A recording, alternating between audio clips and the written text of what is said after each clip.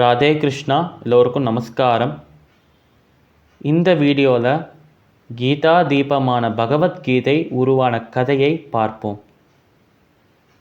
மகாபாரதத்தில் பாண்டவர்களை பழிவாங்க வேண்டும்ங்கிறதுக்காக யுதிஷ்டிரனை துரியோதனன் சூதாட்டத்திற்கு அழைக்கிறான். இந்த சூதாட்டத்தில் தன் ராஜ்யத்தை இழந்து, தன் சொத்துக்களையும் செல்வங்களையும் இழந்து, தன் தம்பிகளை இழந்து, தன்னை இழந்து, தன் பத்னியான திரௌபதியையும் இழந்தான் தர்மராஜாவான யுதிஷ்டிரன். அந்த ஆட்டத்தின் விதிமுறைகளின்படி பாண்டவர்களும் பாஞ்சாலியான திரௌபதியும் 12 வருட வனவாசமும் 1 வருட அஜ்ஞாதவாசமும் செய்தனர்.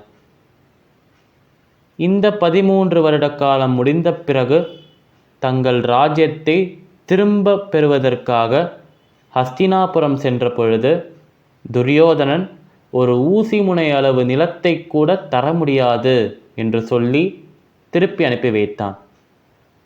அப்போவே நம்ம பாண்டவர்களுக்கு தெரிஞ்செடுத்து, ஒரு போரில் இந்த கௌரவர்களையும் துரியோதனையும் வீழ்த்தினால் மட்டுமே, தோற்கடித்தால் மட்டுமே நம் ராஜ்யத்தை நம்மால் மீட்க முடியுங்கிற விஷயம்.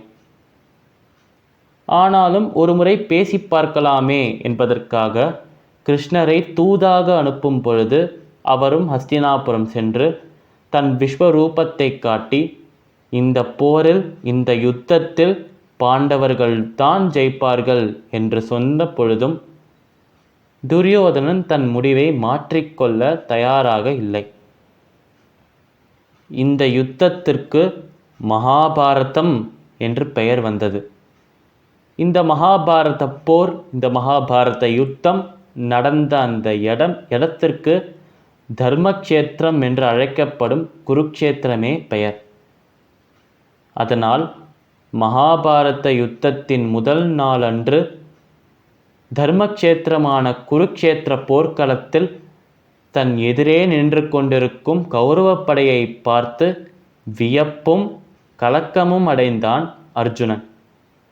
ஏனென்றால் அவன் எதிரே நின்று கொண்டிருந்த கௌரவப்படையில் தன் உற்றார் உறவினர்களும் ஆசான் சான்றோர்களும் இருந்தனர்.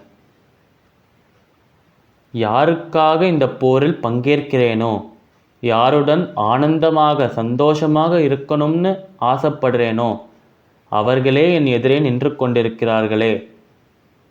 இவர்களை கொன்றுத்தான் எனக்கு இந்த போரில் விஜயம் உண்டாகும் என்றால், வெற்றி உண்டாகும் என்றால் அந்த வெற்றி எனக்கு வேண்டாம். இவர்களை கொன்றுத்தான் எனக்கு ராஜ்யம், சுகபோகங்கள், செல்வம் இதெல்லாம் கிடைக்கணும்னு இருந்தால் இந்த ராஜ்யம், சுகபோகங்கள், செல்வம் எனக்கு வேண்டாம். இது எதற்குமே அர்த்தமே இல்லை ஜனார்தனா. எனக்கு மனம் குழப்பமாக இருக்கு. இந்த குழப்பத்தை நீதான் விளக்க வேண்டும் என்று பகவானிடம் சரணாகதி செய்தார் அர்ஜுனன். இப்படி பார்த்தனான அர்ஜுனன் சரணாகதி செய்யும்போது பார்த்த சாரதியாக இருந்த பெருமாள், கண்ணன், கிருஷ்ணர் தன் சோதிவாய் திறந்து சொன்ன அந்த திருவாய்மொழிக்கே, அந்த உபதேசத்திற்கே கீதோபதேசம் என்று அழைக்கப்படும் கீதை அப்படின்னு பெயர். அப்பேற்பட்ட மகிமை கொண்ட அந்த பகவத்கீதை தோன்றிய கதை இதுவே. சமஸ்தலோகாஹ சுகினோ பவந்து. சர்வம் ஸ்ரீ கிருஷ்ணார்பணமஸ்து.